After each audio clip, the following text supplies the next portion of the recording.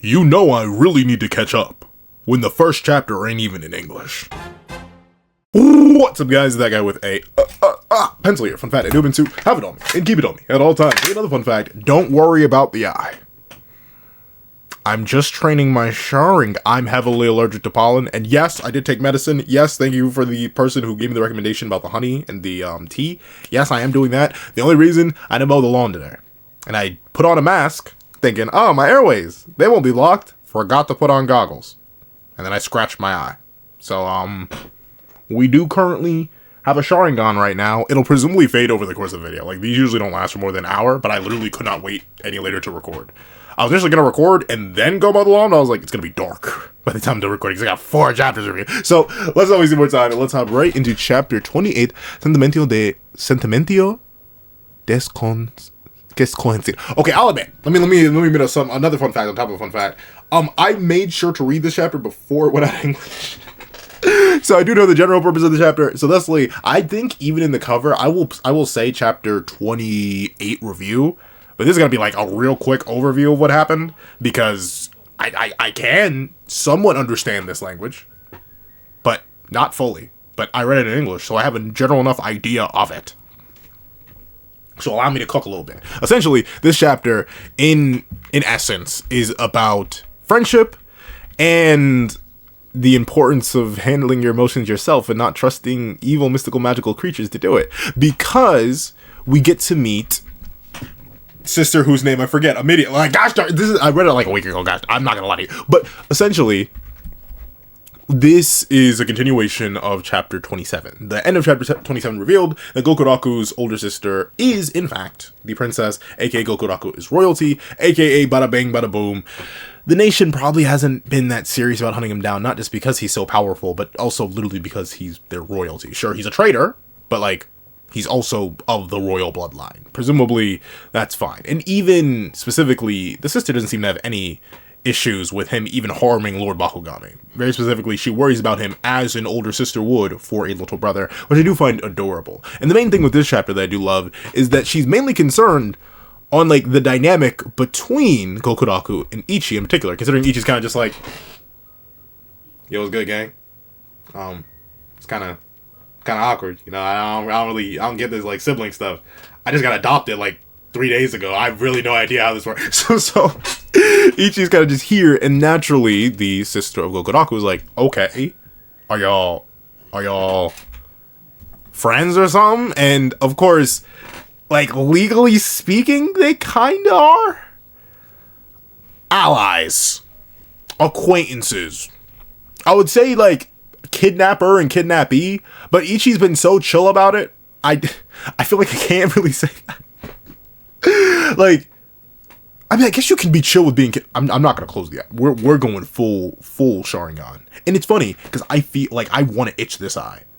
But, hold on, let me see, is the tear streak still there? Yeah, boy, I cannot risk it. I'm gonna fight the itch. But, with that being the case, ultimately, through reviewing their interactions so far, from hunting together, eating together, talking together, working together, bonding together, making a promise, making a deal, she ultimately comes to the conclusion that they're friends. And I do find that adorable, right? Notably, remember, the whole point of them even coming here and encountering Gokuraku, the Orikumo, and specifically Bakugami themselves, was literally because they needed Gokuraku.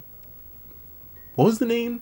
Chikishirone. The prophecy Majik was like, hey, guess what? If you go here, you're gonna get a new ally. And obviously, Gokuraku is gonna end up being their new ally. And obviously, them being friends, or being speed-tracked into being friends by the sister here, is actually definitely helping them. Because obviously, I think there's no way this arc ends and Gokuraku is just naturally instituted back into the royal family. Like, no matter what the abilities of the Bakugami end up being, that's like over a decade of loyalty, and Gokuraku is a notorious criminal. So, like, presumably the Mountain Witches Association will have to, like, take him under their wing to reform him. A.k.a. excuse him from all his crimes against, like, the core of their nation. Because while the sister's cool with it, and presumably, well, then again, I think their dad is still alive, right? Because we've seen the father in the previous chapters. So I think the dad is still alive and currently ruling. She is a princess, and he is a prince. They aren't king and or queen or anything like that. So I think she doesn't have enough power to, like, excuse him herself. But, of course, with that being the case, may just be in a bad scenario for Gokuraku, which is actually a good scenario for us and Gokuraku and our main crew, because that essentially guarantees Gokuraku coming along with them. There was a chance at first that I was saying like, oh, maybe Gokuraku won't come with them, and the twist will be like, he'll only be able to like ring him up, be like, hey, we need to gank this extremely powerful magic. We could use a guy who can punch real hard, and Gokuraku would be like, give me 10 minutes in the magic pool and I got you. And then he'll pop up. But at least with the way Gokuraku is being set up, and basically the way this chapter sets up Gokuraku's specific antagonisms toward the Bakugami and why it exists and why Bakugami needs to be taken down in any means. Not by any means, but like by any means, if you know what I'm talking about. It definitely seems like he's going to have to leave and join our crew. And hey, typically, especially in shonen, trios are what run things. But for all intents and purposes, Deskuras isn't really part of the trio. If you know what I'm saying. And you may be like, how's she not part of the trio? She's a little bit too strong. It's like calling Gojo part of the JJK trio. Or Kakashi part of the Team 7 trio. Or, what's another example?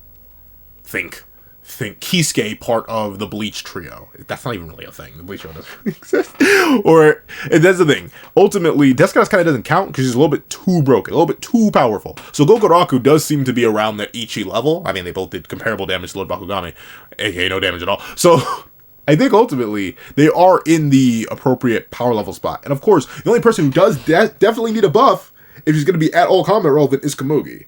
But while I've seen some hot debate on whether or not Komugi will get the Bakugami Magic, I don't think she will. I think that'd be a little bit too... I mean, at the same time, it wouldn't be too bad, but it really depends on what the Bakugami's trial is, and, like, whether or not she would even complete it. Ultimately, I think possibly the next arc, it really depends on who the Bakugami ends up going with. If the Bakugami ends up being captured by Ichi, and not Gokuraku, which I feel like makes sense, because I think Ichi needs to keep his unique status as the only male witch, and Gokuraku to become another. I think that'd be a little bit too much. If Ichi captures the Bakugami, the next arc has to be buffing Komugi. Like it just has to be. Like, I mean, don't get me wrong, Komugi plays a fine narrative role now, but like, we have to, like, for the sake of her relevance in the plot vector, we gotta buff her. This is a combat manga. So please, give the character ability to combat, which would mean one Magic. But I don't think it'd be Bakugami, just because, like, the circumstances. Yeah, at the same time, I've seen other people say it.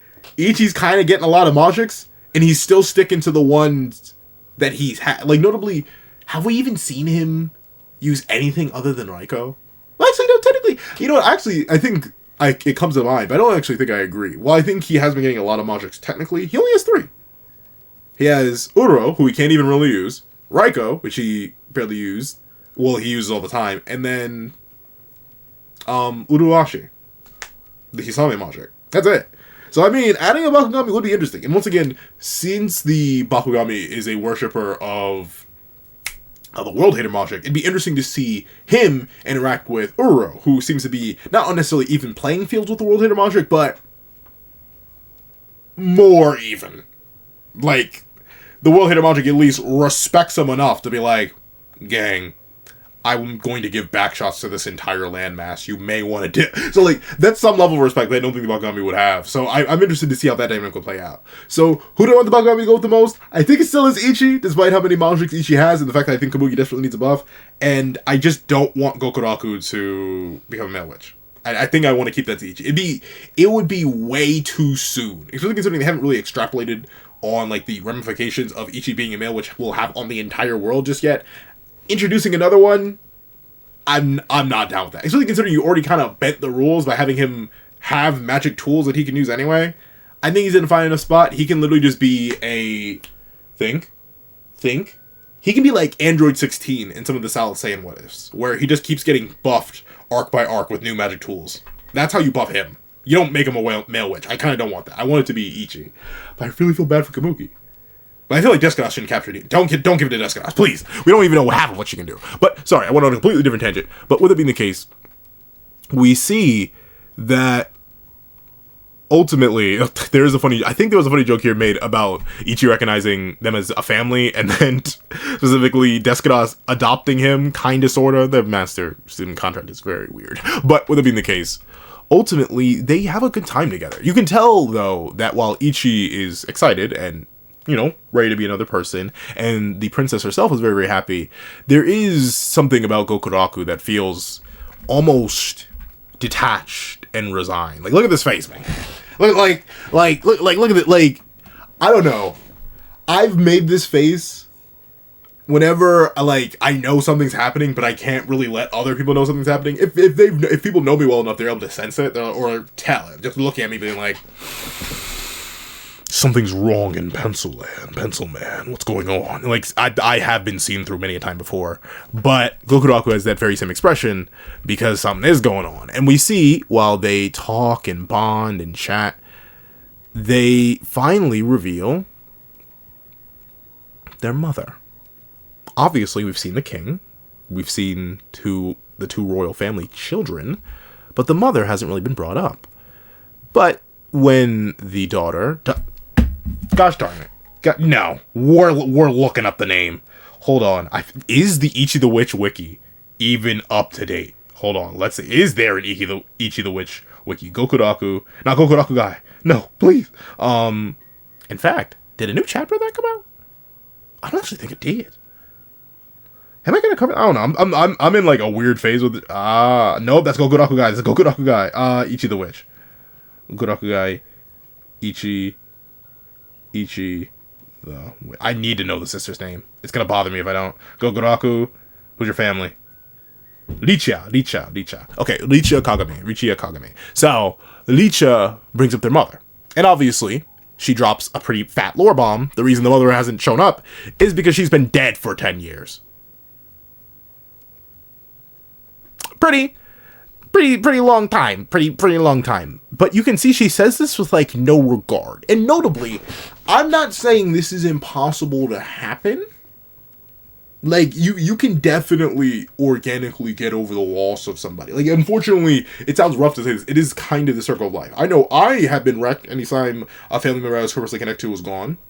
But even close friends who have passed away. Like, hey, it is a rough thing. But you can definitely adapt to this. But she says it almost as if she's joyful about it. Almost as if she can't be sad about it. Not necessarily that she healthily coped with the loss of their mother. And you can see this even catches Ichi's attention, and especially Gokuraku's. And notably,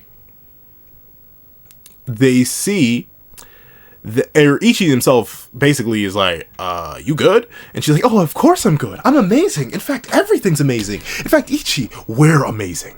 Right? And Gokuraku slams his cup down and is like, hey, it's been real. It's been fun. I'm dipping.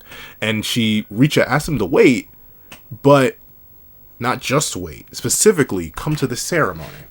The ceremony with Lord Bakugami that's happening in a few days.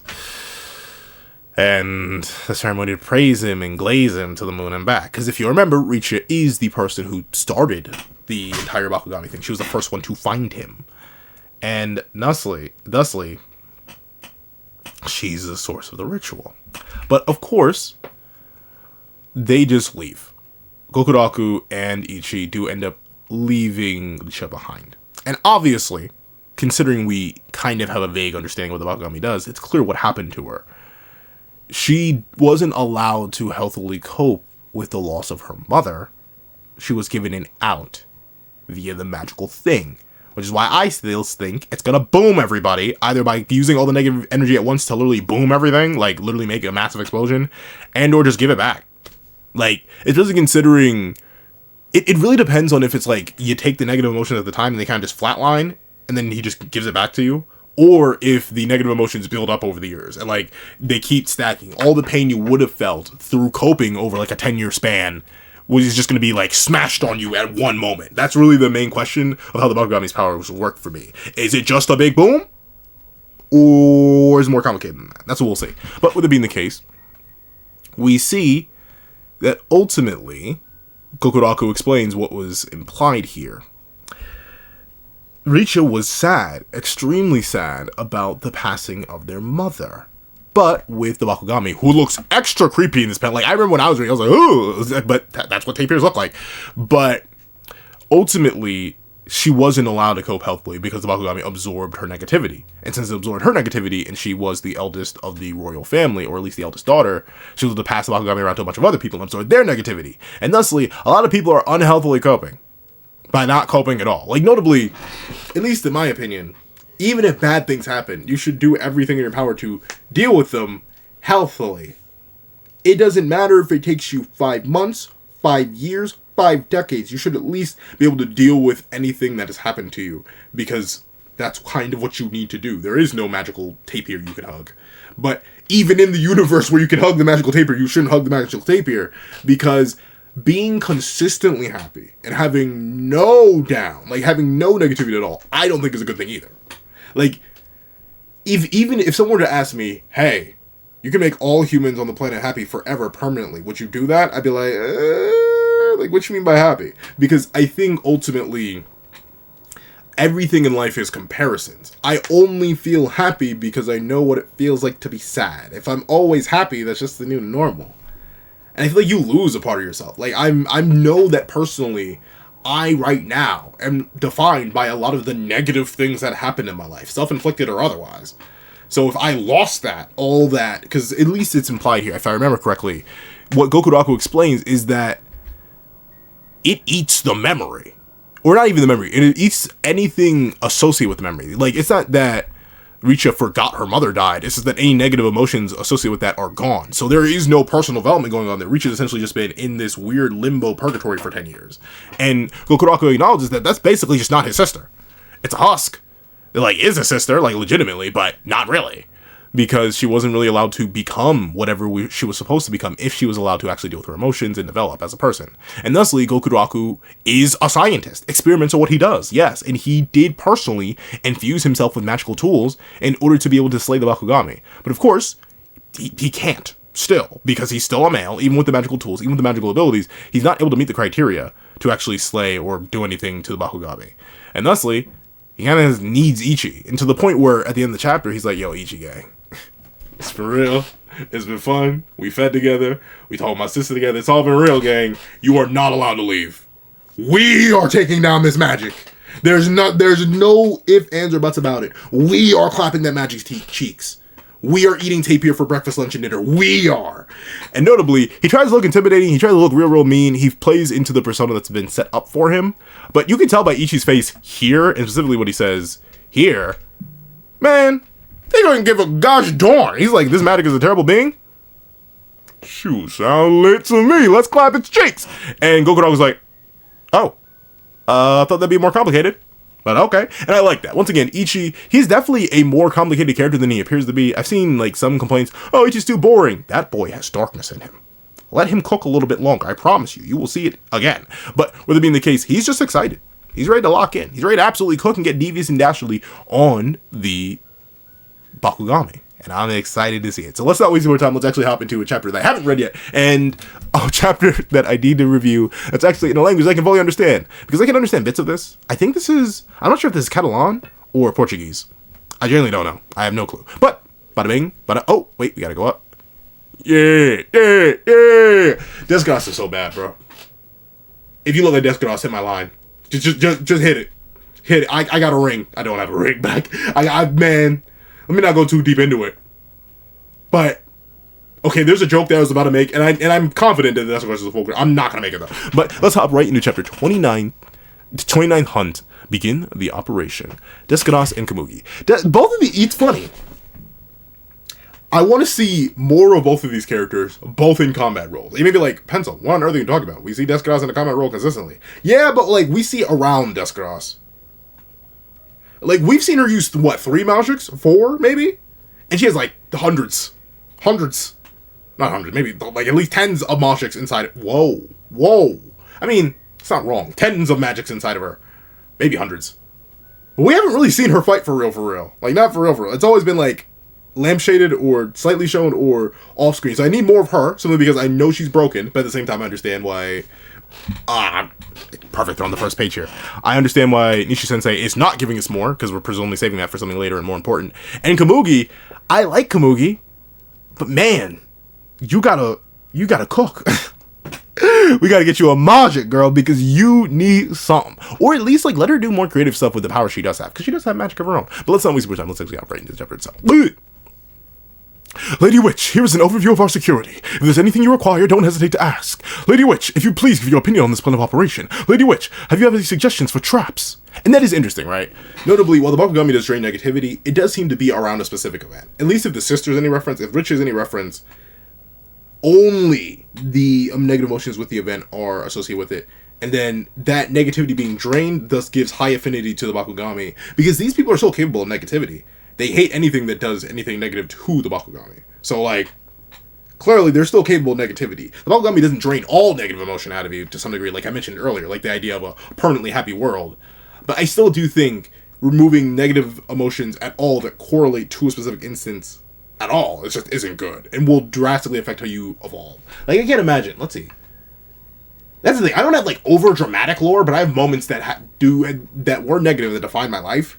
And I think if you were to even remove one of them, I just wouldn't exist. Like, at least the me as you know me, and the me as people know me, like, that, I just wouldn't exist. I'd be a completely different person. Because negativity helps define you. It's sad that it works that way, right? Like, you wish you could only be defined by positivity, and positivity has defined me. Positivity is how I basically run a majority of my life, but, like, it's only because I've known negativity that can be so positive. But I do like how this guy's being treated. And praise. Honestly, this food looks schmacking. Let's see. That all seems adequate. Let's capture those traitors. We'll arrest them and drag them to the executioner's block. Yeah. Descos, was so short. You could have just, like, legally adopted him. You could have just made him your little brother, like, the non-magically binding your life to him way. Like, I know you want to keep him alive regardless, but, like, why would you do that? Why would you? Why? What? Like, I've known my best friend for longer than I haven't known him. And I wouldn't bind my life directly to him. And he's the safer one of the two of us. He's the more reasonable, logical, well-acting, well-thought-out person between the two of us. And I still wouldn't bind my life to him. Half for his sake, but also half for mine. And Descos, you bound your life to a kid you met, what, 3 weeks ago, just because he reminds you of your brother? Yeah, it's crazy. Let's see. Capture them! Arrest them! Off with their heads. But, you know, I love how she's still eating. She's like, you know, this is bad, but this food is low-key bussin'. And hey, I, as a guy who loves food, I get it. Sometimes you just gotta eat to eat. Let's see. What are we supposed to do, Master Descos? They're treating you like the head of their security. I mean, she basically is. She's once again, at this point, without Booty Meat, the world greatest performance was against her, Descos is the strongest in the verse until proven otherwise. Like she deserves to be head of security. She's busted. Let's see. What do you want me to do? Saying no would come off as suspicious, and the food's too good. I've never been in that exact scenario, but like sometimes food will distract me. Like I've been in scenarios where like I should be focused on something more important, but sometimes the food just be busting. Sometimes good food will take, especially if I haven't eaten all day. You present me a good, healthy meal. That's the best way to convince me. You know, they say a man, the way to a man's heart is through his stomach. Man, the way to me is just through my stomach. Like, forget my heart. Just, you want to convince me of something? Put good food in front of me. And tell me to eat. Like, I've had times before where I'll have, like, food placed in front of me, but if I'm in a serious conversation, I won't eat because I feel like it's rude to conversate and eat at the same time. Like, I was told to not talk with your mouth full. Not just by Cage to Aerith, but, like, my parents. I was raised properly. But if I'm, like, in the middle of eating, and you're like, hey, pencil, this would be a real good idea. You want to commit to something? And I'd be like, so focused on the good nature of the food, I'd be like, you know what? Yeah. What this is busting, we could be busting all. Whoa. We're not gonna fix that. Let's see. Oh, Ichi. Let's see. We'll have to roll with it for now. Look for a chance to sneak out. Ah, interesting. So, but they're just gonna abandon the country? You need to investigate the Bakugami. Like it's gonna go boom, I presume. Let's see. We gotta find those two morons before those devotees do, without letting on that we're actually connected to them. And I do wonder, how did they not figure that?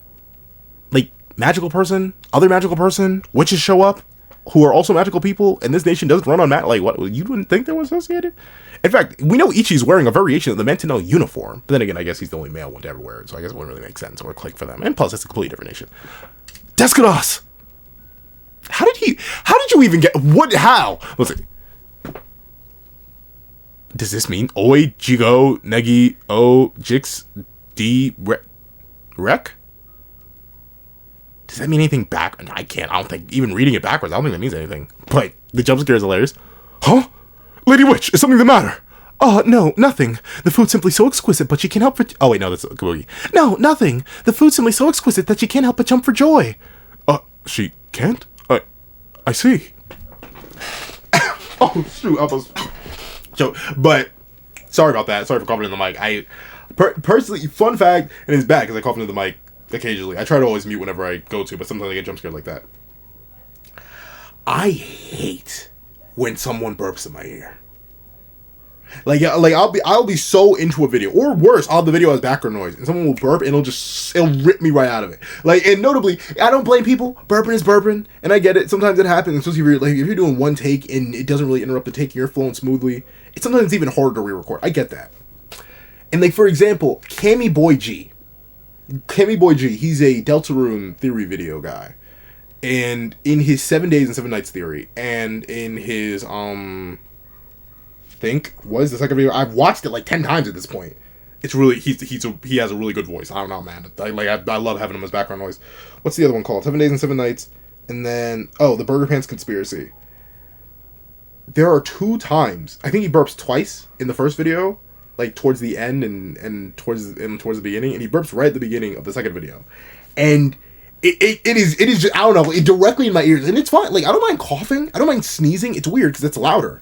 But something about burping directly into my ear canals, like I want to reach to the screen and grab them, but like it's a human bodily function. Like I don't get mad if someone burps at me in real life, but I think directly into my ears, it bothers me deeply. But I still love those videos, so I rewatch them all the time. I basically memorized when he's about to burp, and I just double tap to get right past it. Because it bothers your boy that much. Fun fact about pencil. Let's see. Oh, but all that to say, I ain't jumping for joy over no food.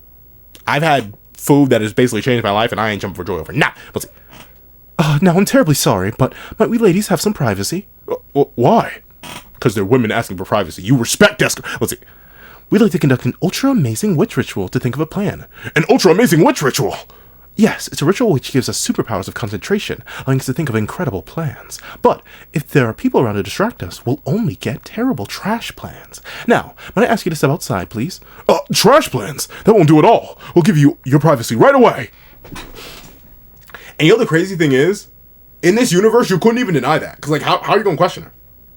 Like, that's the one thing that would suck if we had powers. Like, especially if the power systems were unique. Like, say it was DC, where anyone could have any power ever, or Marvel, where anyone could have any power ever, you would just have to buy what somebody says. At risk of them being, even if there's like a 50 or higher chance that they're just bluffing, it's not worth taking that. Like, you could be in big danger if you're wrong. So, like, yeah, you kind of just gotta buy it. I don't even blame them for falling for that. Let's see. Once you've thought of a plan, please inform us. At once. Goodbye. And they all just left. Descott, you adopted him.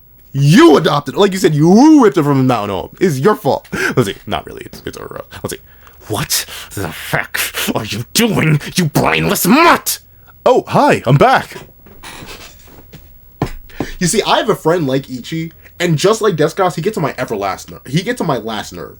Like, he tap dances on my brain, bro. And I love him. I love him.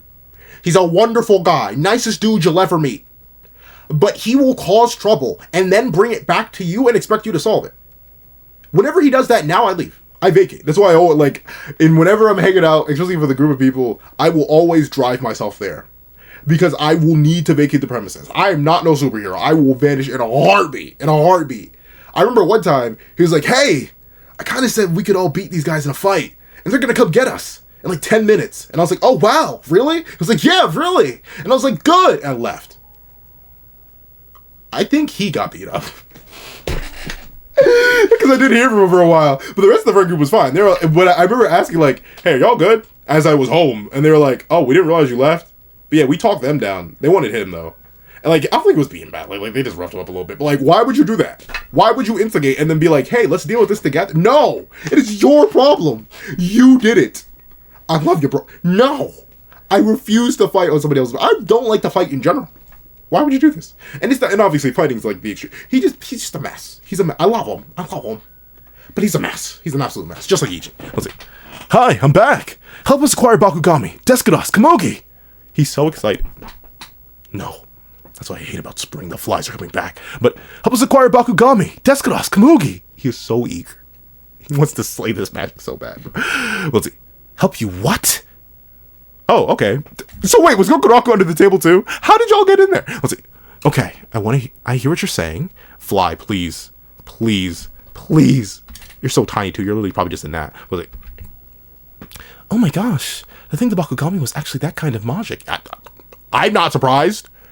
Like I honestly, I don't know. And this, you could definitely chalk it up to just pencil, you're paranoid in general. Yes, I am.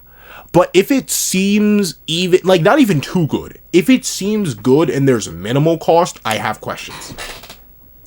I'm one of those people where, like, I 100%, despite reading Full Metal Alchemist later than a lot of people, I 100% live on that philosophy. Like, it is the law of equivalent exchange. If I'm getting something of extremely high value to me for minimal cost for me, my brain just goes on high alert. Like, something's wrong here. There's a play going on, like, immediately. So you mean to tell me this thing shows up? It's a magic, and it can drain all your sadness from you. That doesn't sound at all suspicious. Like that's like a guy walking up to you and being like, hey, if you take this pill, you won't ever be sad again. And the pills, like, I don't know. It's too good. Everything in life costs something. Typically varying on the value of that something. So I'm paranoid enough that I would never buy it. I would run away from that thing if it tried to be like, hug me, please. No. I was like, nope, I actually just don't buy it yet. Really? Are you sure? Like, this is the thing. I wouldn't be surprised that this thing was evil. One, we don't know how far we can trust this guy. He could be after something else besides acquiring Bakugami. He's a member of the royal family, and the prophecy magic literally told you he was going to join your crew, Descaros. I love you, baby girl, but I don't think you're cooking with this one. Let's see. And two, him wandering around punching random magics has sent a lot of them into hiding, making witches' jobs harder. Okay, that I can agree with. That I get that. But, like, how else was he supposed to know it worked? Like, I get it. He was told that he shouldn't do it, but, like, clearly, by the existence of your new little brother, I mean, things can happen. Things can work out. So I don't blame him for experimenting. And even then, there are things that we thought impossible for the longest time that are now just a standard part of human life. Like flight. We didn't think humans could fly. Now flying is like a day job that you need to do. And there are people who fly every day of their lives now, when not even a century ago it was thought impossible. And now it's a multi-billion-dollar business. Maybe trillion at this point. So, like, I don't blame Goguraku for experimenting, especially considering he did it to himself. Like, he is genuinely a scientist. I could give this guy the Vexen voice, and it would not be non-canon. He actually is a scientist. Experiments are what he does. Yes. Let's see. More than one association which had their acquisition derailed because of him. I'm not going to believe anything he says without good reason. Your son well, not son. I mean, maybe. Maybe. At this point, basically. But, like, I don't know. Your son believes him. I believe it. Let's see. Once Bakugami's acquired, I'll accept my punishment. Arrest me, destroy my bracers and greaves, whatever. I'm happy as long as someone does something about that magic. Ichi, what makes you think he's trustworthy? I don't think Ichi's the best qualifier for anything. I love Ichi. He's one of my favorite boys. He's one of my favorite boyos. I would not trust his opinion for, like, he's the least worldly of all of y'all. Even relative to Kabuki, like, he's horrifically non-worldly. He's decent enough, he's capable, but I would not, like, I would trust Ichi as far as I could throw him. But he's kind of tiny, so I feel like at this point I could throw him pretty far, but, like, I wouldn't trust it. Let's see what he has to say. Feral instinct!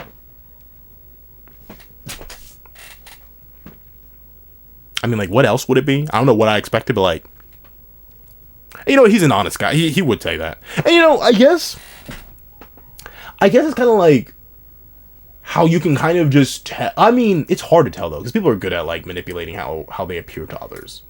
Like, I've mentioned it before, but this, like, how I speak normally when I'm excited and talking about stuff is not how I normally appear. I normally appear not, like, smiling, eyes wide open like this. I appear like this. At all times. I always look, and normally my eyes are still more open because the left eye is currently mutated with the Sharingan, but, like, my eyes typically rest at, like, this level. And my eyebrows aren't disengaged. It's like, I look very mean 99.9% of the time. Most people just looking at me would be like, oh, something's wrong with him. But no, I'm a chill guy, I swear. I just have a really bad resting face. And that's why I typically smile all the time. Like, I smile to appear less intimidating. It does not help that I'm large. I am, like, large.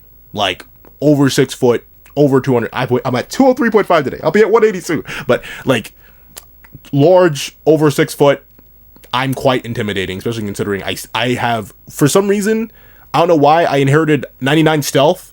I sneak up on people all the time, despite being really large and not walking softly. I've jump scared so many people in life. But, hey, people trust me, because of feral instinct. Let's see. Instinct? Seriously? What else were you expecting, Descados? Ichi, your boy. Let's see. Something about that felt funny to me. It's your boy. Let's see. Gokurashu gushes murderous intent when it comes to magics, but he's respectful of all of the creatures. I think he really does only want to get rid of the Bakugami. Besides, he's my friend. Oh. How long was it going to take before the power of friendship came into Ichi the Witch? Oh. I get that, though. Sometimes you just do it. Why? Because you're homies. Like that you don't even ask questions anymore. The amount of times I've been woken up in the dead of night, especially like during the college days, woken up in the dead of night and been like, hey, Pencil, we need to do this. And I'll be like, it is 3 a.m. We have class in like 5 hours. Why are we doing this? And they're like, it's now or never. And I've gotten up and done it. Oh man, I'm not, because friends are friends and you gotta be there for them. Let's see. Besides, he's my friend. I want to believe my friend. Oh, Descados. See, that's the thing. It's hard to tell, because I assume Descados does want to play the older sister role in particular, because she's trying to replace her little brother. But at the same time, Ichi does. He's so sun-coded. Like there is heavy. But then again, this is the thing. I don't have an older sister. I only have a younger brother. So like I'm the eldest in my family, at least out of us kids. And I'm old, and like I'm in that weird gap where a lot of my cousins are just much older than me. Like I think there's at bare minimum like a 10-year gap between me and my next oldest cousin, and then there's a multi-year gap between me and my own brother and my other cousins who are like massively younger than me. So like I'm like in a weird age void for a majority. I have some cousins who are like near my age, but like they live on the other side of the planet. So I've always been in that weird spot where I get the older sibling instinct kicks in even when they're not your sibling. Like the amount of kids I've quote unquote adopted just because like, you're a few years younger than me and I can sense you need guidance. I'm not a good guide, but come here, child. And like it's happened. It's definitely happened. And Descados, she seems to be in the same boat. Look at her. She's smiling. Let's see. Oh, never mind. Well, I think this is still genuine, but she had to snap back from it. Excuse you? I'm sorry. Friendship? Instinct? Do you think I'm stupid? Descados, I don't think you want me to answer that question. Let's see. That nonsense doesn't count as proof. That said, I can totally see you wandering off to do it anyway. I mean, he kind of already did before. He was kidnapped, but he kind of already did before. Oh, then you'll help? He's like, oh yeah, sure, we're good. We'll see how it goes. You want me to believe you? Then do as you're told. Okay! Wait a minute. We're gonna acquire the Bakugami? Even though that'll get us executed? Once again, call it glaze. Descados could solve this entire nation. I've not seen a single page. Like, genuinely, the entire nation of Bakugami gets violently diffed by Descados remotely trying. She could create a world hater scale calamity, probably casually. She's not getting executed. She has to work for y'all, because y'all are weaker. But like, even then, Gokuraku has been violently diffing the guards for years. Of course, he's royalty, so they probably don't want to attack him, really. Like, I assume they're holding back a bit on him, because he's still of the royal family. But, like, still, I don't know. I think y'all are fine. I don't think you're in any real danger. Let's see. Not just yet. We investigate first. Not much else we can do when we don't know what it really is, let alone its trial. Ah, that's true. Let's see. To do that, we need to get close to it. According to the security plans, it's currently under heavy guard. Oh, well, that's annoying. And whose fault is that, huh? Yeah. But yeah, I get it. Sometimes you got, like, at least to me, I get... I hate flies, but I hate them. But, sorry. That was a little bit of vitriol there. My apology. But, sometimes I get it. You just want to throw yourself at a wall, figure out how you scale to it, and then just come back. That is the thing. Like, I remember... It's kind of like how, when I first started running, I didn't know how fast I was. I just ran a 100 meter, then I ran a 200 meter, and then I ran a 400. It sucked. And I didn't go any higher. I was like, I struggled with the 400. I can't go any higher. That's the thing. I didn't know what it was, so I just threw myself at it. And in this case, Ichi and Gokuraku got to threw themselves at the magic. They didn't know what they were doing. They were just vibing. Sometimes you got to vibe to figure out things. That's life. Let's see. And whose fault is that, huh? So, what we do here is what I call the all bark, no bite plan. Ooh, what is that, Descados? You're too fine. Let's see. Armbands, records. All right. Increase security on the eastern flank. Hello there. Lady Witch, is your plan in order? Indeed. But first, if we could see to this. What's that? An official request for re-inspection from the Mantino Witches Association. Huh? You wish to re-inspect Lord Bakugami? Yes. Even if just to learn what the traders want, we'd like the opportunity to investigate what sort of magic Lord Bakugami is. I'm terribly sorry, but as I explained to you earlier, Lord Bakugami is our country's treasure. I will find you! How do you keep getting into my home? Let's see. But as I explained to you earlier, Lord Bakugami is our country's treasure. We can't simply allow a foreigner that level of access, especially considering the Advent ceremony is coming. I'm afraid we can't approve your request. She will violently diff all of you if you do not spread it. Let's see. Oh, is that so? Well then, I suppose there's nothing else for it. Ah, okay, so he's still using Ichi as bait, I'm guessing. Look! What's that? A person? Did she make that megaphone? Where did he get that? Let's see. Bakugami-san! I mean, if you're gonna draw aggro, might as well do it in the most efficient way possible. If you're gonna draw it, might as well. I mean, I get it. Sometimes you gotta do what you gotta do, especially when it's like that. It's unfortunate. It'd be like that when it'd be like that, especially when it'd be like that, but sometimes you gotta do it. That makes sense. Bait him out. All bark, no bite. Just have Ichi draw him out and run away, and then they aren't gonna catch him. How are they gonna catch him? Once again, they don't have magic. Let's see. Oh, wow. I'm assuming that is a magical megaphone, though. Unless Ichi's lungs are just that strong. Not actually impossible. Let's see. Waste of space, it just sleeps all day. It's terrible. It stinks. It's a big pile of doo-doo. Fake liar god. Whoa. Went from mundane insults to insulting their entire belief system. Let's see. What? It's him, the brat from earlier. And Gokuraku's there, too. Stupid Majik. It's dumb. You said it. I mean, they actually aren't wrong. Let's see.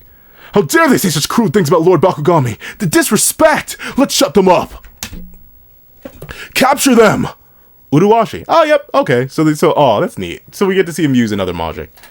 Interesting that it takes this form in particular. No ice spike. But then again, this is the smaller sharks that it used to summon previously. It's nice to see Ichi use different Majiks. That's right. I low-key do want him to acquire Bakugami, just to see what the ability is. What's it? Okay, and they're zooming too. Catch us if you can! he used magic? No way! A shark? Anyway, after him! No, stop! Don't leave Lord Bakugami's side! It's alright. I'll guard Lord Bakugami. but Lady Witch! What? Y'all think you're better than me?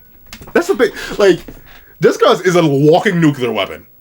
Like that. There's no ifs, ands, or buts about that. Like, she's just a walking nuclear weapon. Like, what are you genuinely meant to do in comparison to her? She does diff all of you at once. So yeah, let her guard it. Leave her alone with it. To let her inspect it. Let's see. Alright, we'll entrust our lord to you. Couldn't let a foreigner near it to inspect it while y'all were there. We'll let the same foreigner guard it. Really? Not the smartest idea. Huh? Wait, aren't you going too? Of course not. I always serve by Lord Bakugami's side. Shouldn't someone give the orders to security? Our guards are trained in specific methods for capturing chasing fugitives. I'm sorry, I'm reading his lines way too fast. I'm trying to, like, portray him as agitated, but I need to slow down so I can actually read it. But, gang, how effective have those been against Goku? Like, what fugitives have you captured with your previous methods? They may need you. Let's see. But what if something unexpected happens? Even more reason for me to stay by Lord Bakugami's side. I mean, sometimes you just gotta do it to him. I mean, it's just if it's one guy, knock him out. Like, what is he gonna do? Oh. Huh? Yeah! Just viciously different. I mean, you gotta do what you gotta do. I get it. It'd be like that, it'd be like that. Let's see. There. All according to plan. Not according to plan. Okay, no beating around the bush. Oh, Golconda. That's the thing that makes it speak trials, right? Or at least that's what they try to do against the World Hater. But the World Hater diffed with Golconda. But it's good to see it's alive. Let's see. Golconda. Are you ready, Majik? Because Descaras, the ultimate elite interrogator, is here. And it's time to blow the lid off this joint. It's like, wait a second, what? But interesting. I wonder if it'll work. Because we know that this is the real Majik. It's just wearing a shell. So like, well, will she actually be able to interrogate the shell? The shell can speak, though, I think. Let's see. Right on to chapter 30. Oh, color page. I still find it so weird that the hair is orange and blue. But interesting. I wonder if the blue is because of the magical tools he inserted into himself. Because she doesn't have blue, but they have the same eye color. Interesting. Nice little cover page. Nice little cover page. It's nice to see the chibi designs. Deskros, Ichi, Kamugi. I swear her hair color changed every time. I thought her hair was blue. No, actually, it was green. It was green. It was green. Chiki Shirone, interesting cameo. Monogold. Oh, so yeah, it really is gold. Golden eyes and everything. Togai's, interesting color design, but the blue makes sense. You know, ice theme. Oh, why did I think she was blonde? Shirbadana has purple hair. Interesting, interesting. Well, a bunch of different hair colors. But honestly, anime, manga, make as many different hair colors as you want. Might as well. Okay. We're 45 minutes in to an Ichi the Witch super review. How many people are really here? This is going to sound wrong. It's going to sound bad. Why is he so black? Why is he colored like that? I mean, he's gray. Oh, sweet heavens, he's so ugly. Of all the design, I thought he would be like the same skin tone as Deskra. Oh, he's so ugly. And he's got those nasty feet, those nasty, ew. But you know what? That goes to show, yeah. The more humanoid you are, the more powerful you are as a Magic. Because since the World Hater here is purely humanoid, he's stronger than the Tapir, who is seemingly more humanoid or just as humanoid as Uroro, who is also another very powerful Magic. So the more animal you are, the lower you are in the Magic scale. But let's not waste more time. Let's hop into Chapter 30, Future Foretold. Come back here! Catch them! Bakugami's a big dum-dum. He sucks! Mouthy little brat, come down here! The wanted criminals went that way! Go capture them! Poor Kamugi. She can't do anything. That's the thing. She needs something. She can't help. I feel so bad for Kamugi. Let's see. No! Watching the palace. Or no, I think he's actually watching the tent where Bakugami's kept. What voice did I give him? Actually, I don't remember what voice I gave. Did I give him the Vexen voice? Did I give him the Vexen voice? I think I don't remember what voice I gave him, but I'm going to give him this voice. It's not the Vexen voice, but it's an offshoot. What? What's all that noise outside? And I was really getting into it, too. Do they not know I'm busy having an imaginary conversation with Lord World? Never glaze this much. Never glaze this. I don't care if they're your idol, your dream, your hope, your aspiration, everything. Never glaze this much. If you're hopping this heavily on tip, you need to hop off. Never glaze this much. Having an imaginary conversation with somebody, same thing. I mean, I guess, like, then again, people do write, like, and read X-reader inserts. I feel like it's a little bit different. The same people who, like, talk with AI versions of their like, don't do that. Hop off tip. Hop off. No. Don't do that. Don't do that. AI is bad for the book. Don't do that. Let's see. And I know I'm biased. I'm an artist, so I really don't like AI. Let's see. But no, of course, they had to ruin it. Humans are such vulgar, irredeemable creatures, aren't they? We really have to exterminate them as soon as possible. Don't you agree, Lord? Or he's all over the tip. But let's see. Oh! So much for that. I guess Golconda can just go right through the shell. I thought it was tangible, but no, it went right on through. Hates. What? You know, I'd also be terrified too, because like what? Especially considering his shell seemed basically indestructible.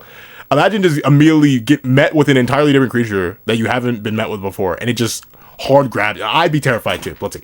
But see, like, based on how he's colored, I really was not expecting that color scheme. It sounds bad, but like, I mean, I guess the gray works. And like, what color is a tapir? I think it'd be better if he was tapir colored. Hold on, tapir. I think they're brown, right? Am I tweaking, or are they black? Oh no, never mind. It's actually accurate. Yeah, I guess actually he is with the white and black and everything. So he's appropriately colored. He's just a tapir Magic, I guess. Man, I just had a different idea for his coloration in my head. I was not expecting him to look like that. Sorry, but let's see. Okay, so Golconda got fully in there too. Oh, but it can't take him out. All right, so interesting. So he's sealed inside his magic core. What now? The real one's inside, and you can't pull it out? Won't go through the walls, huh? Ah. Well, I guess I have no... Deskros, you about to boom their lord? Deskros, I thought you were gonna wait. Deskros, are you gonna boom him? I'm splitting this sucker open. You know, I guess she did decide to go with her son's beliefs, but like, darn. You knocked out one of their saviors and supporters, and now you sent them off to go chase Ichi. And the first thing you do is... But then again, will she be able to do it? I mean, she's so much stronger than Ichi, and And Kokoro. I assume she's gonna be able to do it, but this is great. Is she gonna actually just boom it? She actually... I was not expecting her to so casually boom it. Okay. She boomed it. Wow. Straight in half, too. Lindell. And that was just a regular spell. Descaros is so cracked, but what? Interesting. Still doesn't wake up, though. Still doesn't wake up. Or at least the hollow shell doesn't. Yikes. There really is something in there. Okay, Santa's magic platform and Golconda's holding it. Alright.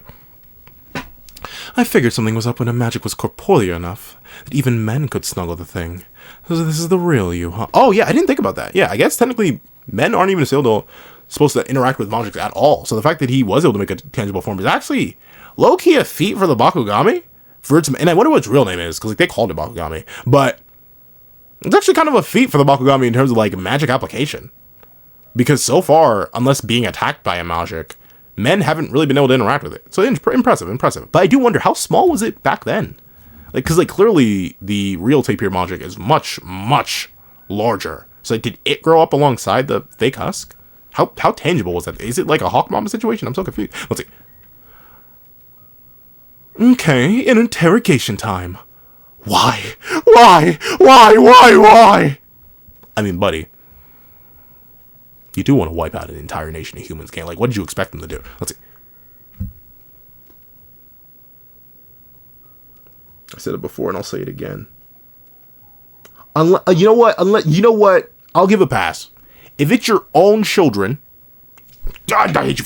If it's your own children or your significant other, you can glaze them this much. You can glaze them to the moon and back. I'll give that. Because like, I don't have a wife, I don't have kids, but like, I will always be on Vegeta in the Cell arc introducing Trunks. Except I won't even say I'm much stronger. When my kids are born, eventually, hopefully if I get to have kids, I'm going to be like, I'm literally going to just pull the straight Vegeta speech. How would you feel if you learned there was another like me? Let me introduce my son. His name is Trunks. He's not quite as strong as I am, but I love Vegeta in that scene very specifically because like, we're so close, you could barely tell the difference. The glaze of his own kid, man, I can't wait to hype with my own kids. If I'm lucky enough to have them, I can't wait to hype with my own kids. And of course, my wife, like, it's my wife. I'm going to glaze my wife to the moon and back. But I wonder if the tapir magic has ever even met the World Hater to be glazing him this much. He has an image of it. But like, why can I smell Lord World Hater on you, human? He said it like a slur. But let's see. Darn. And he's screaming loud. And it's so thick, too. Okay, I know I particularly get extra freaky when I read Ichi the Witch because of Descaros. I love Descaros. A little bit too much. But in its thick, too. With how many C's will it... That actually is nasty. Descaros, did you not bathe? I mean, maybe it's like a magic thing that he's smelling, but like, that's actually disgusting. We know she did like decapitate him. She was in close proximity to him and was like covered in his magic, presumably. Ayo. But to still smell like him multiple days later, that's a little bit... In fact, we know it's more than a week because Ichi passes out for a week. So, like, Descaros, did you not bathe thoroughly enough? Why can he still smell you? And why is it so thick? He's kind of nasty. It's thick, too. You must have gotten extremely close to them. No fair. So he must have met him if he knows the smell. Huh, I wonder when. Let's see. No fair. What did you do?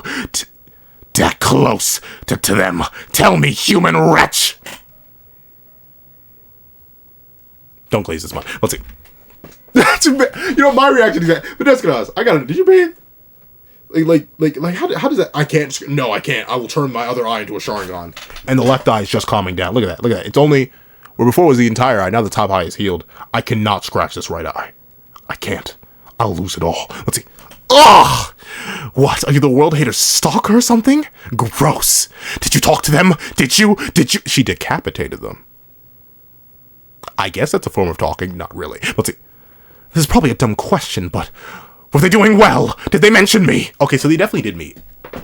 To be glazing this much, they had to have met before. I wonder what the context was, though. I mean, maybe they just saw it. Especially considering how like, small the tapir magic once was. Oh, what voice did I give Golconda? I have an idea. What magic are you? Speak. Sorry, I can't think of like a voice I'd give for this. I typically do like overlaying voices, but I don't know how to do that in the current editing stuff. I'm still trying to figure out CapCut. Let's see. I am the joyous sorrow Majik. Oh, interesting. I stand by Lord World Hater in their desire to erase humanity. Well, I think the World Hater, hates the world. And it's interesting that even the Majiks refer to him as World Hater. That's like the human designation, but they also refer to him as World Hater. He doesn't have an actual name. But I feel like the World Hater wants to erase everything. Like, he was willing to kill Uro, and obviously, the random deer he transmuted also aren't human. He wants to eradicate all life, probably including you, buddy. Let's see. I am a human hater Majik. Would you like a demonstration? Oh! Interesting. So he's real powerful. He's able to use his abilities even while restrained and forced to speak by Golconda. Interesting. And this is the guy Discuss knocked out last chapter. Huh? Where am I? Ah! Lord Bakugami! Who dared to do such a thing to you? I mean, it's still sleeping. It's fine. Just lost some weight. Let's see. Dreamer, awaken. To you, I return your sorrow. Oh, okay. So let's see. Is it the same sorrow he had when he went through a negative experience, or has it stockpiled? This will answer my question. Daddy! What? Mia. Darling. Where have you been? Oh, he lost them both. Oh, that's right, because the nation was starving. They were failing, so I guess he lost his family. It hurts. I'm cold. I hurt. I'm hungry. Help me, Daddy. 10 years ago, they died. Both of them. Sick. Starving. Why? I'd forgotten. I'd finally forgotten. Yeah. That's the thing. And obviously that's a real rough scenario. And I've never been in that level of scenario. But it's not, you have to... And I'm not saying it can't jump on you. Like, I've lost people. People I was very close... People I expected to be the uncle of their kids. I was ready and waiting. Uncle Pat, I was so ready. I was so excited. And I've lost them. But I think what keeps me going, even after losing a man who I considered a brother, it's the idea that I don't think, personally from how I knew them, they wouldn't want me to stop. They wouldn't want me to just give up and not live my life. Like that's the main thing that keeps me. I cried out there. I was trying to resist it. I was trying to be a big, tough, manly man. I saw him in his casket and I just broke into tears. I broke tears. It was the whole 9. And there are other scenarios where, like, my uncles have passed away. Uncles I knew and loved. And I know that. I acknowledge that. And heck, if I focus on it too much, your boy may break into tears right now. But it's the fact that I didn't have that taken away from me. I was able to have that experience, intake the experience, and not necessarily, like, adapt to it. I'm not Maharaga or whatever. Like, that's not how that works. But I was allowed to cope with that. I was allowed to have that experience and then live with the fact that it happened. And then develop from there. Like I mentioned, sadness and loss defines people. Arguably just as much, if not more, than happiness and gain. So to take that away, especially for such an expensive period of time, and to just give it back immediately, yeah, I imagine all those 10 years where you were living in blissful delusion now feels like guilt, right? Like if you now know that you lost that memory, especially considering he said he'd forgotten. If you lost that memory and all the negativity associated with it, you are now experiencing what presumably would have been 10 years of slowly coping and developing with that loss all at once. It's compiled. It's stacked. So bursts of negativity that would have happened over a long time period are all just stacking on at once. And it seems like, considering he's a joyful sorrow Majik, he's probably amplifying this even more. Yeah, look at this. They're literally being mutated and twisted and starved out by this manifestation. It's your fault we died. Your fault. Yours. Die! Yeah, okay. So it does seem like it's not going to be a literal boom, it's going to be a mental boom. I guess he probably holds it, stores it, lets them live in bliss, and then on this ceremony, I'm guessing, he'd probably blow up his original vessel, and then give back all the negativity he stored all these 10 years. If I had to hazard a guess. Let's see. Yeah, he was going for it. But look at Gokuraku. Immediately leaping on Furuwashi to save him. Even though this guy's been a thorn in his side for 10 years and stuff like that. it didn't matter to him because that's still a human life and he values that. Yeah, Gokuraku, you're gonna be a good member to the squad. Yeah, you're gonna be a great member. Let's see. Let me die, please let me. And see, that's like notably, and I guess that's once again is another difference. I've lost people, but it never technically could have been quote unquote my fault or even remotely interpreted. Like that's just life. Death happens, especially at random. Like once again, I'm a person who lives by the philosophy of live every day and enjoy it. Even if the day is rough, even if the day is long, even if the day is hard. There are many people who wish they could be living a day. And for that reason, I've always been like, live, laugh, love, enjoy every moment. And I can't imagine if I could even interpret it as my fault. Like, that would make any negative feelings I ever once felt explode through the moon. And you gotta remember, it's not just the negative feelings that this guy had at that moment when he initially hugged Bakugami that have been suppressed for 10 years. It is now him knowing that he has lived a happy, healthy, luxurious life in the new nation of Bakugami, and his wife and daughter died. And he lived without them in his heart for 10 years. There's likely guilt upon guilt upon guilt that is just stacking and exploding all at once. So yeah, that is horrific. Let's see. Witch lady! Oh, Descanots, what you about to do? Calm thyself. Knock knock. Okay, it's a useful spell. It's so funny. Let's see. Oh, it was just getting good. Hey, Gokuraku. It's been a while. What was that? What did you... That's my magic. I'm shocked he's able to do so much while being restrained by Golconda. That's my magic. I absorb human sadness and then return it to them. Concentrated many... Okay, so yeah, he concentrates and amplifies it. And concentrated many times over. I merely gave a fragment back to that one. But as you saw, those who get their sadness back go mad. Swallowed by despair, they rage and wail in agony, wishing for death. Okay, so he's probably done this before. So the smaller form he inhabited previously, so he does grow fatter and stronger off of absorbing more and more negativity. So this is likely, it's like, I wonder how many nations he's destroyed. Considering the way he speaks of this magic, it's like he's done it before. He's probably done it, maybe on a smaller scale, maybe not to an entire nation, but still very, very impressive and very potent magic too. Especially considering it acts like he like he says, he's the joyful sorrow magic, joyous sorrow. So he lures people in, especially people who can't capture him, right? He lures regular humans in, drains their negativity, and then is able to boom them whenever he wants.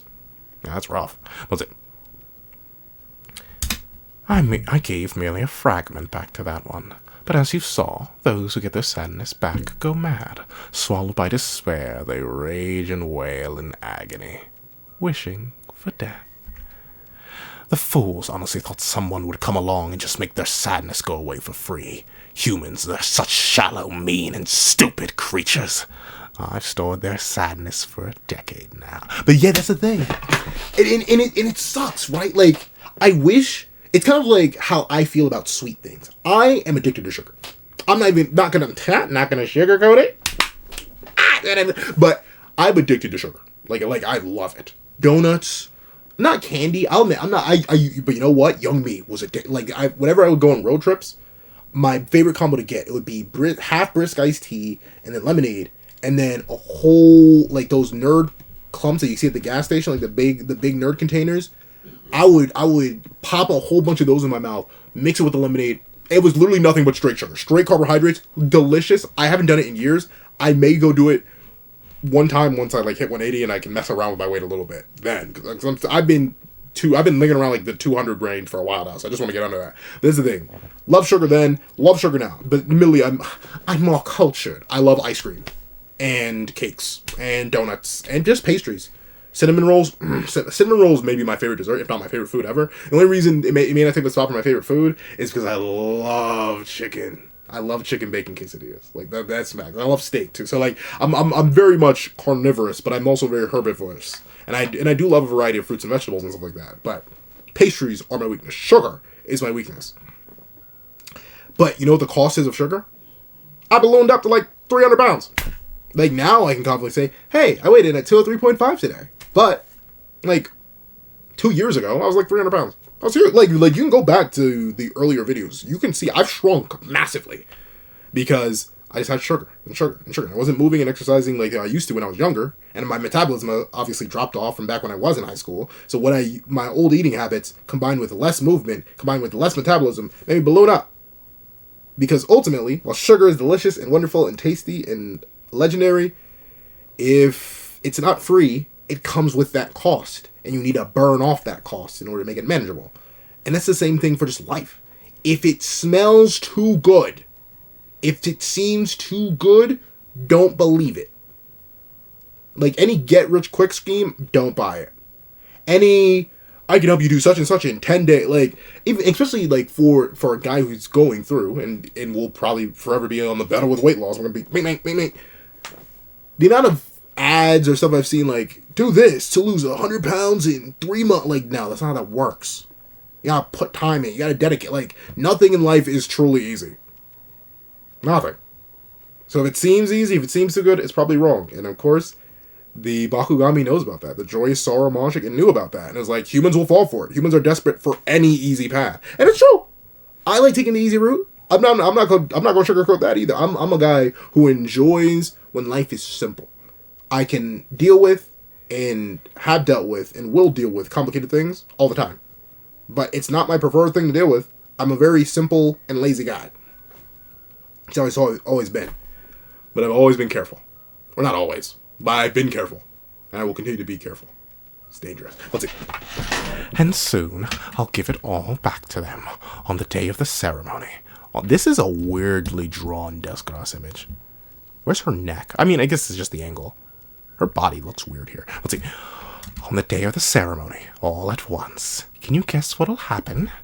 Pandemonium, despair, confused and overwhelmed, they'll cry their eyes out as they try to slaughter themselves and anyone else they see. Yeah, that's a way to boom a nation. That's a way to boom a nation. And especially considering there are going to be a bunch of tourists who have never even hugged the Bakugami. Yeah, it's going to be a mass slaughter. So I get that. It's not in the same way that the World Hater does it.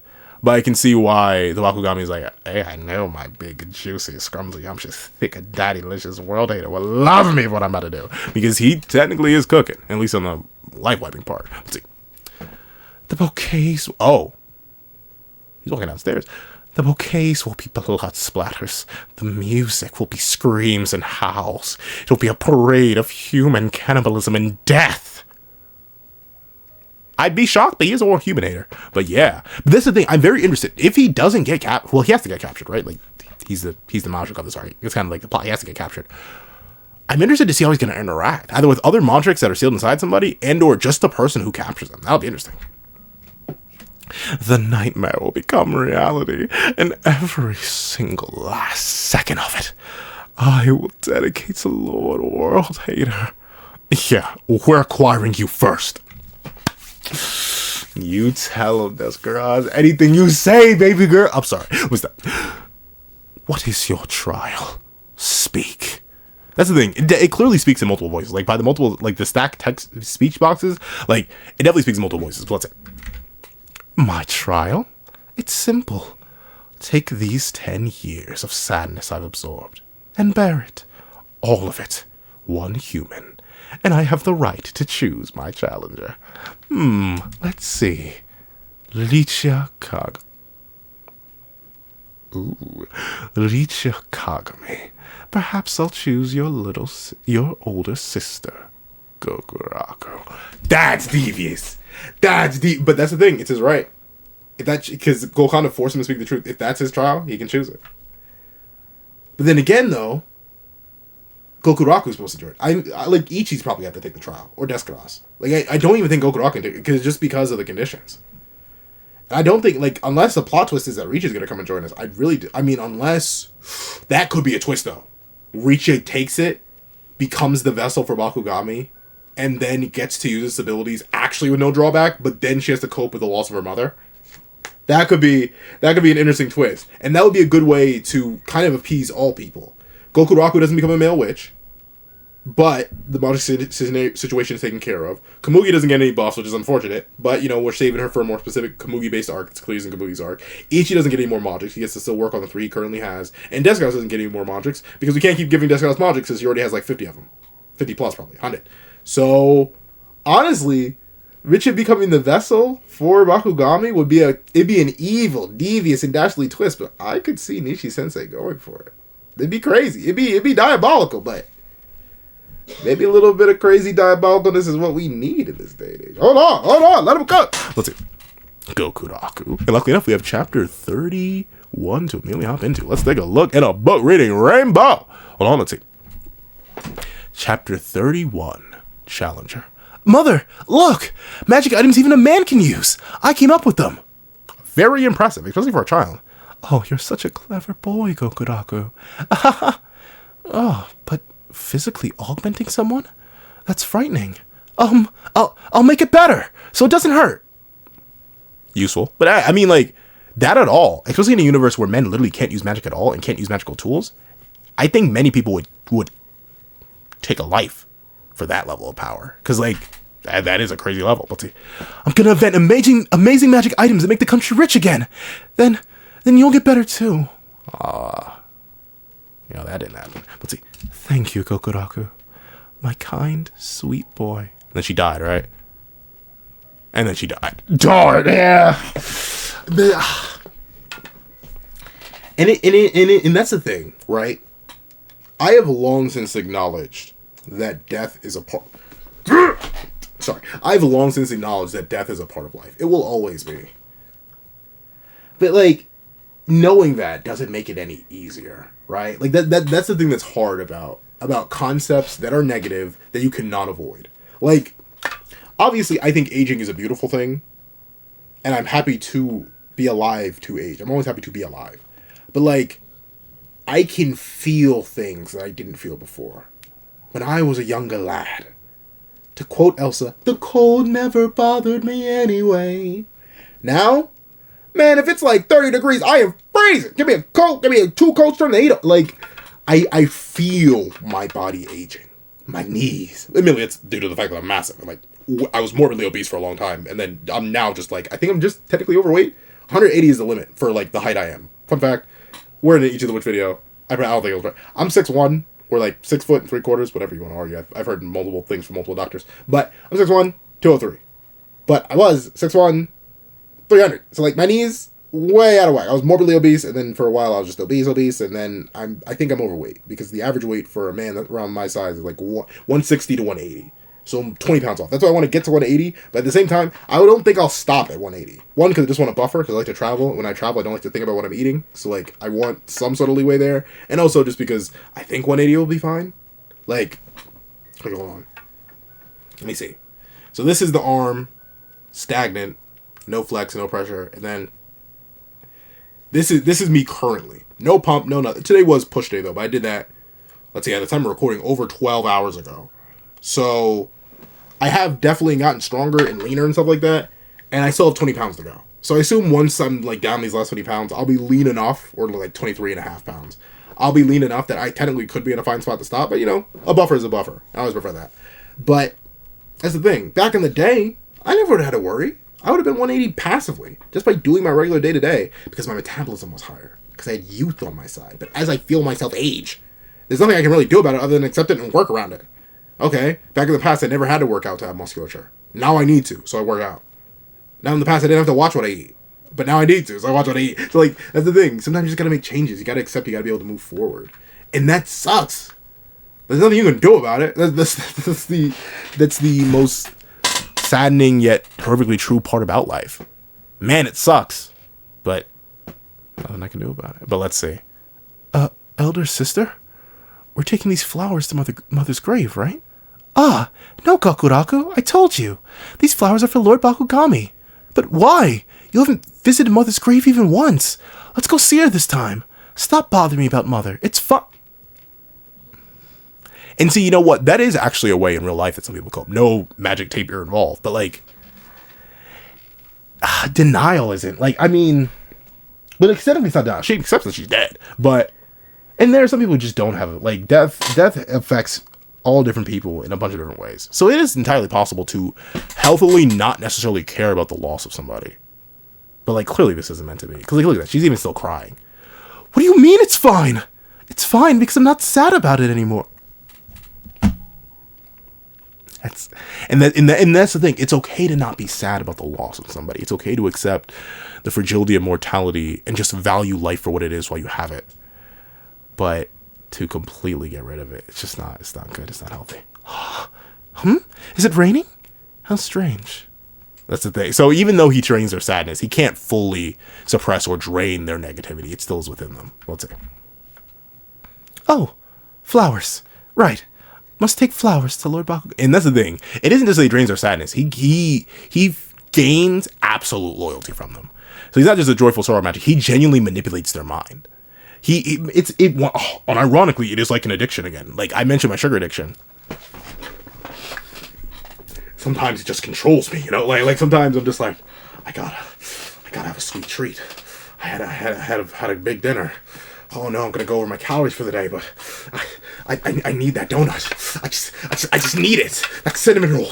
It's calling my name. And then sometimes I go like absolutely devious into mine. Like there was a day recently, like not even like 3 weeks ago, I'd gotten cinnamon rolls. I had 4. I had 4, but I think I had 3 of them left. But I was gonna go somewhere soon. I was like, I have these cinnamon rolls and all these other desserts. There's no room in the freezer for the cinnamon rolls. I can't just let them go bad. I spent my hard-earned real big boy money on these.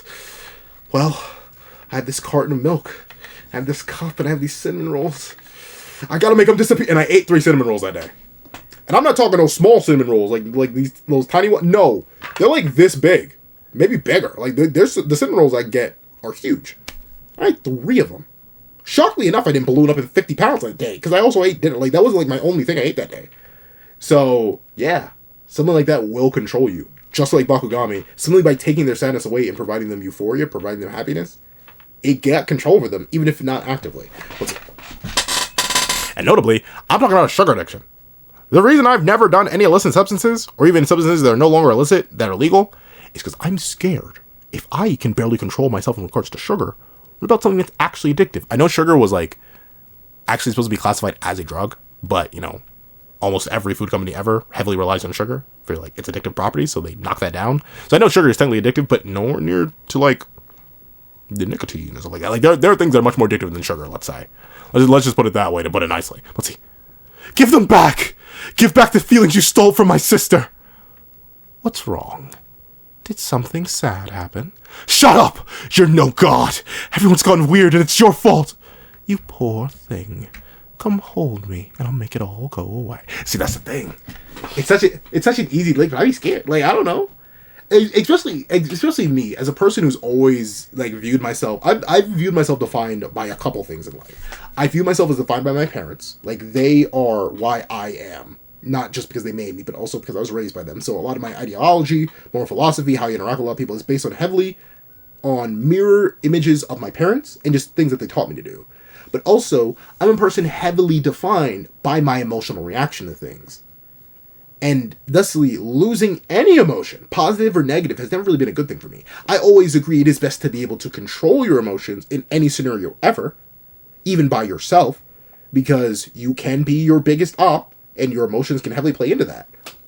But I don't think it's a good idea to just get rid of them entirely. Don't fully suppress your emotions. If you're sad or mad one day in a public area, I'm not saying show out and tweak out and crash out then, but go home and handle it. Or in that moment, hold it down.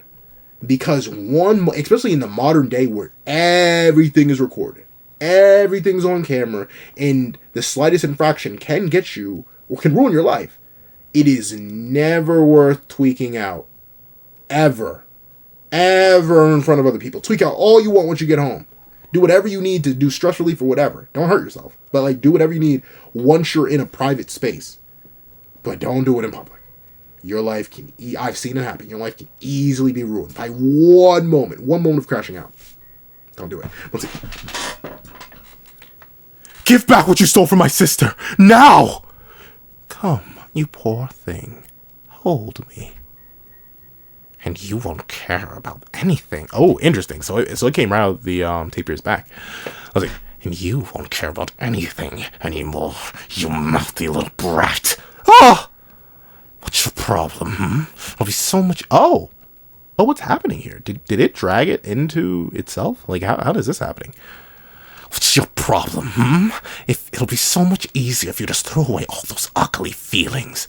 Let yourself be an easygoing numbskull like all the rest. A world with no pain is fun. But is it, though?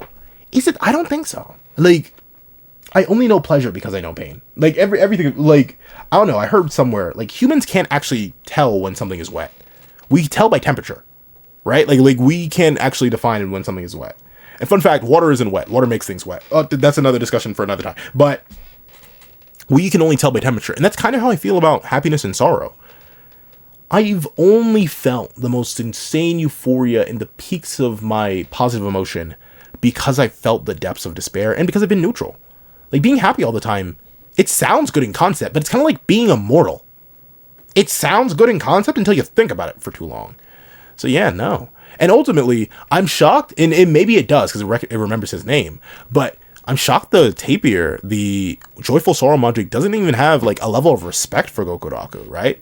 Because it's the only one he's the only one to not fall for its games, and if anything, feel vitriol towards it, which is really the thing all should be doing. What? Are you sad? What are you sad about? Your sister? Okay. Hold still and let me erase that feeling for you. That's the thing, you don't erase it, you store it. Let's see. Oh, he punched it. Gree! But this is the thing, you can speak. Normal. At least it seems like you can. So why do you make tapir noise? Well, no, there's a tapir still. Let's see. Prince! Your Highness, what are you doing? Let me at it! Please, stop! Let me go! That demon! I'll beat him up! Gree! That's mad pathetic. But hey, it'd be like that. Let's see. Oh, they went to the king? Your Majesty, he may be royalty, but harming Lord Bakugami. Should the people hear of it, they'd be livid. But like, it's fine. It's a fat pig. Well, it's a fat tapir. Let it live. Let's see. Lord Bakugami, I'm terribly sorry. Daring to punch you is horrible indeed. But he is a good boy at heart. A kind boy. Please forgive him. You poor man. I see that you're sad. Come, hold me. See, but I'm shocked the king fell for it. Like, the king really fell for the Oki. Like, he didn't notice anything was wrong with his daughter? Like, that's actually crazy. I'm assuming the king fell for it. Let's see. Oh, let's see. Oh, wow, they put him in a cage. Father? Bring him out. Father, listen. That thing isn't a god at all. Confine him to his rooms. Keep watch on him at all times. Should he act up again, exile him. That is all. Father? You handle the rest. That boy is none of my concern. See, that's the thing. That's crazy. Like, and I get it. It's currently saving their nation, and presumably at this time specifically, but I don't know. As a father, especially a father who just lost his wife, if I see, after interacting with this thing, that my daughter is wrong, like fundamentally, even if she's happy, wrong, I'm not touching it. In fact, I'm gonna try and get, like, I'm calling witch, I'm doing everything in my power because I'd be too concerned. Like, I get worried when my friends are a bit out of line. Or, like, out of line to how I know them. When they're acting a little bit funny, I'm extremely tuned into their emotions. My offspring? Especially after traumatic events such as losing their mother? And suddenly, because they hug this thing, everything's okay? I'm not touching it. And I'm doing everything in my power to try and help my daughter. But it looks like the king just fell for the okie doke. Gokuraku was the only one to resist, and that's unfortunate. But then again, the king's old. Everything's going downhill. Everything's wrong. So I suppose the easiest thing to do is just to give it all up. And that is how a lot of people fall down, like, darker paths. When everything in your life is wrong, and easy path comes up, you're a lot more susceptible to it. So I guess that is true to nature. But, you know, he doesn't go. So there is some, just like Richa still has some love for a mother in there that's causing her to cry unconsciously. He still loves his son to a degree where he isn't executing him or exiling him immediately. He just tells him to go. And notably, they haven't captured him. They haven't killed him, really. So I think subconsciously, even with the Joyful Sorrow Magic manipulating everyone, there still is a level of care and respect for Gokuraku that allows him to get away with what he gets away with. Let's see. Interesting. I have to. I must do something. Somehow. It's a monster. I'm gonna stop it. Even if they fear me. Even if they hate me. I will stop it. Yeah. I mean, I get it. I get how that could consume one's entire life. How it would define it. Because, like, I don't know, man. And I've never had to, and I hope I never will. But I confidently admit I would do unspeakable things for the sake of my family. Things I'm confident I could never do, I think I would find the strength. Because I love them. I love them so much. That they like, I know you're gonna be like, oh, Pinsel, you're talking about hopping off your family tip, but like, I am who I am because of my, like, as much as I've been defined by the world around me and society as a whole, like, my flesh and blood, I'm blessed enough to have had a family that loved me and cared for me. So anything happens to them, I would go right down Goku. I get it. I understand it. And I think that's good for Goku. The fact that I can so clearly understand it, the fact that I can sympathize even though I can't empathize, that's some good quality writing. Let's see. Stop it! You filth! What'd you just say? I said, if you want to stop me, you'll have to take my trial. And my trial is to bear the weight of 10 years of sorrow. Alone. Maybe I'll pick your sister as a sacrifice. I'm sorry. Challenger. Though I bet she'll just go insane and slaughter herself if she tries. Yeah, I mean, it's 10 years of sorrow from who knows how many people. I get it. Let's see. Scum, I'll do it. But Gokuraku, I don't think you can pass the trial. Okay? Like, I think it's literally like, what would happen in that case if a male? Well, no, because we've seen it. Gokuraku, even if he completes the conditions of a trial, nothing happens. So ultimately, I wonder if the negativity would just flow right back out. Like, unlike Kuma from One Piece, where like once the sadness is given off and he needs to deal with it one way or another, either by injecting it into somebody else and or taking it himself. I assume the negativity, if Gokuraku were to undergo the trial without the ability to become a witch because he's a man, he would probably just regurgitate it all. He may still die, unironically, from the madness, but the joyful sorrow magic would still have the negativity and still have an uncompleted trial. Maybe he'd have to restart or reset or something and maybe make it easier, but I don't know. I feel like the negativity would just fall right back out of him. Huh? What? I'll take those 10 years of sadness and I'll bear it all. Give me that goo ball now. You had to call it a goo ball. Let's see. Ah! Whoa! I'll do it. Leave this to the pros. You can sit this one out. Deska, are you sure you're built like that? Like, I mean, then again, levels of trial she's probably endured. Maybe she is built like that, but that's a lot. Butt out. I'll do it. I have to. Gokuraku. Aw, what love for your sister. I'm touched, really. In fact, let me give you two a special chance. Behold! What was about to do? The exciting, thrilling Challenger rule. I love how Gokhan is just chilling there. Like its job is done, so it's like, I'm just here. Until you desummon me, I'm a vibe out. You know, it's... I can make the joke. Deska's probably an adult. It's tight inside you, Deska. I'm enjoying the free air. Let's see. The exciting, thrilling Challenger roulette. Huh? Let's give it a spin. Oh, interesting. Oh, but look at that. There's such a low chance that it lands on Gokuraku or Deskaras. It's mostly Ichi. Let's see. Huh? Let's give it a spin. Who will it choose? To whose name will the arrow of fate point? But is it really fate if you are guiding it? Like, buddy, you choose when the arrow stops. Let's see. Oh! Gokuraku did not care. I said I'd do it! Alright, yeah, he's full scale tweak. But you know, I don't blame him. If someone broke my little brother in such a fundamental way, even just now as he is, I'd tweak too. I'd tweak wholeheartedly too. I'd be inconsolable, and then I'd get it. I get it. Because you especially, and notably, he's the younger sibling. That's my baby brother. Man,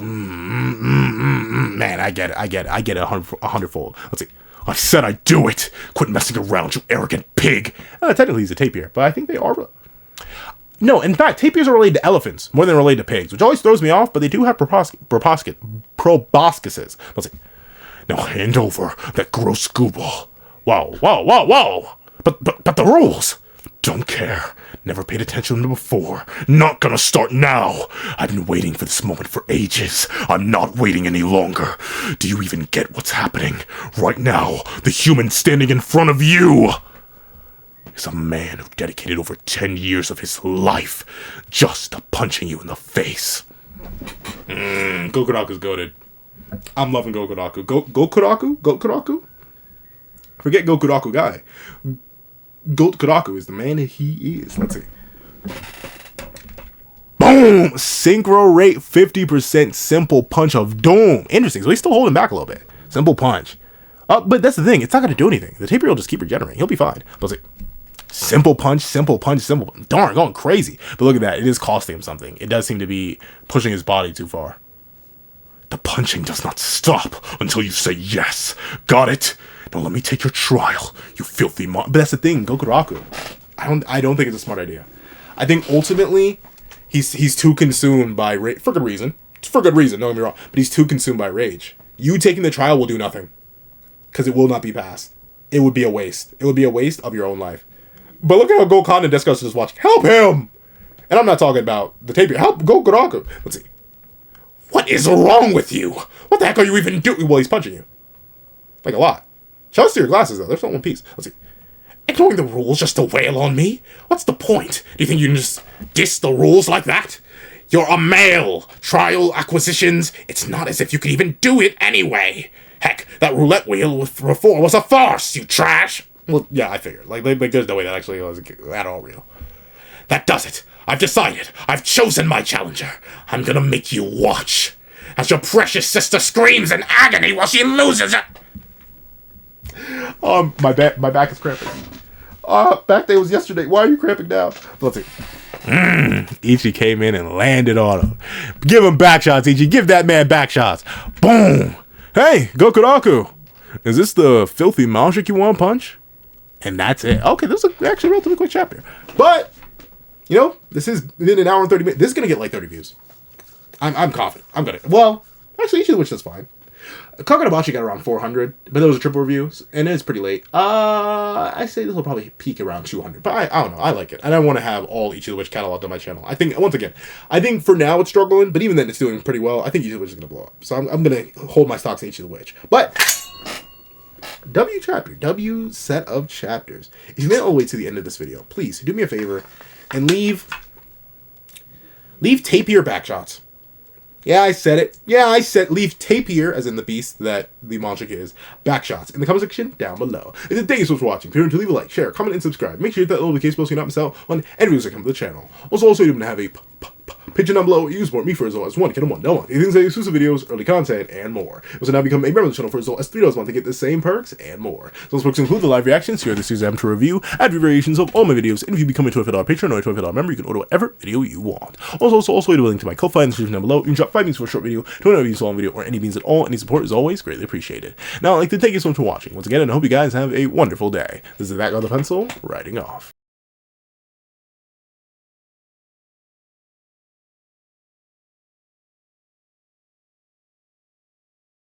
I'd like to thank you to our sketch tier members: Eternal Flame, Rebel 4765, Astro, Super Flame Zero, Glacier XZ, Zera, Brandon Payne, J2MA, Gyomi, Yuki Ally, Buddha Uda, Azo2404, Planet Crone, G Prosper, Nevis 97, and Ollie. I'd like to give a big old thank you to our line art tier patrons: Sean, Nirvana Igneel, Midnight Lord 21, Kevin Encarnacion, and A+A. And I'd like to give a big old thank you to our Inc. tier members: Fine, Austin Wimberly, Euchia, Carlo Alaimo, and Grim. And then I'd like to give a big old hefty thank you to our digital art tier members: Jay Warrior and AZ Void. And then I'd like to give a big old thank you to our colored art tier patrons: Waki Munoz and Waki Munoz. And then I'd finally like to give a giga super duper kidney sacrificing thank you to our ultimate, that guy with a heart on the horizon, Calvin Elder.